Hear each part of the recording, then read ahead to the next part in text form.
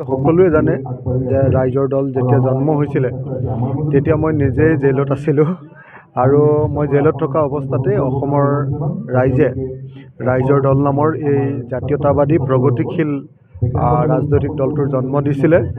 গতিকে দলটোৰ আজি ৪ৰ্থ বাৰ্ষিক প্ৰতিষ্ঠা দিৱস আয়োজন চলি আছে, আপোনালোকে সকলোৱে দেখিছে। আমি এই প্ৰতিষ্ঠা দিৱসত মূলতঃ আমাৰ দলৰ যি 5টা লক্ষ্য, কেনেকৈ আমি অসমখন পৰিৱৰ্তন কৰিম এই সম্পৰ্কে আমাৰ যিটো আমাৰ চিন্তা, সেই চিন্তাটো আজি ৰাইজৰ সন্মুখত, বিভিন্ন বুদ্ধিজীৱীৰ সন্মুখত, এণ্টাৰপ্ৰেনিয়ৰ সন্মুখত উত্থাপন কৰিছোঁ।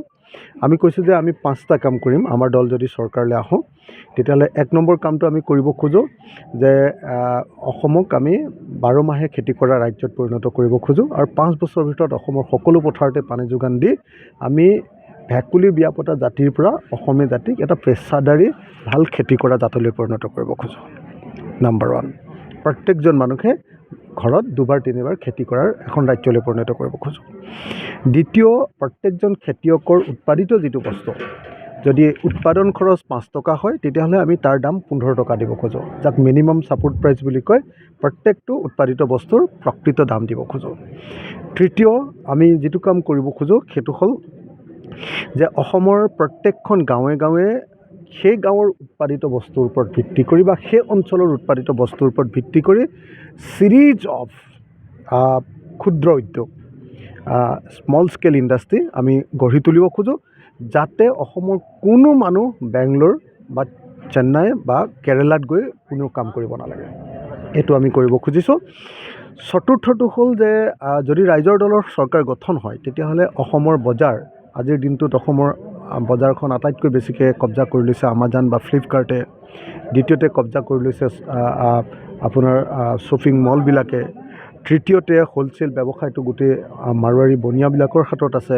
গতিকে অসমৰ স্থানীয় মানুহৰ হাতলৈ যাতে ব্যৱসায়টো আনিব পৰা যায়, তাৰ কাৰণে আমি এটা সুপৰিকল্পিত আঁচনি ল'ব খুজিছোঁ, ব্যৱসায় পথাৰো আমাৰ, বজাৰো আমাৰ, এই শ্লোগানৰ ভিত্তিত। আৰু পঞ্চম কিন্তু আটাইতকৈ এটা ইম্পৰ্টেণ্ট কথাটো হ'ল যে আমাৰ পাৰ কেপিটা ইনকাম, গড় জনমূৰি আয় বৃদ্ধি কৰিবৰ কাৰণে, যেনেকৈ আজি ছিকিমৰ গড় জনমূৰি আয় আমাতকৈ বহুত বেছি। গোৱাৰ গড় জনমূৰি আয় আজি 6,74,000 টকা, আমাৰ গড় জনমূৰি আয় 1,35,000 টকা। আজি ছিকিম একোৱে নাই, পাহাৰটো আছে আৰু অকণমান বৰফ পৰে, তাত গড় জনমূৰি আয় 5,84,000 টকা আৰু আমাৰ গড় জনমূৰি আয় 1,35,000 টকা। আমি পৰ্যটনৰ জৰিয়তে, আমাৰ ব্ৰহ্মপুত্ৰ আছে, আমাৰ কাজিৰঙা আছে, আমাৰ মানাহ আছে, আমাৰ বিহু আছে, আমাৰ প্ৰত্যেকটো জনগোষ্ঠীৰ সংস্কৃতি আছে, আমাৰ প্ৰত্যেকৰ ৱে অফ লাইফ আছে, আমাৰ মানে আমি 97টা ট্ৰাইবছ আছোঁ আৰু চবৰে নিজৰ খাদ্য ৰীতি আছে।